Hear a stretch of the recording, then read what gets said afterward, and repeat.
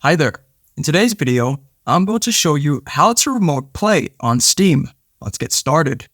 So once you've logged into your Steam account, you're going to go to the top left corner and you're going to select the Steam icon over here where it says Steam.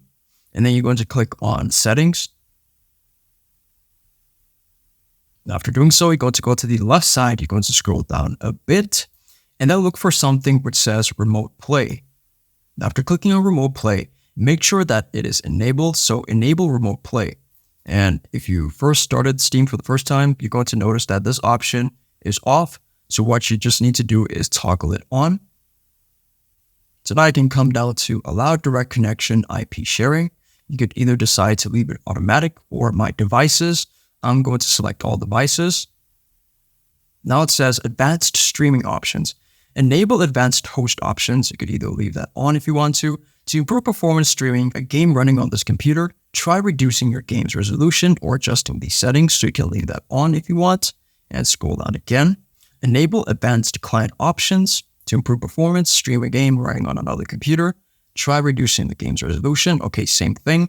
You could select that one to keep it on. You can choose Enhanced 1080p or Enhanced 4K. And if we scroll down again, you can choose Video if you want balanced, fast, or beautiful. But just keep in mind that if you put it on beautiful, it's going to use more system resources, but fast or balanced. But the best option will be to go for balanced. Then audio, choose stereo, quadraphonic, 5.1, auto detect. So we're going to keep it on stereo.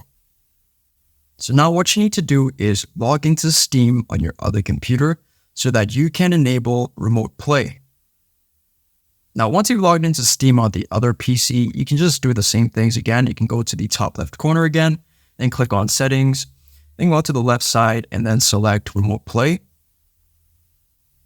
And the same option will be available. So what you need to do is just enable Remote Play on the other computer.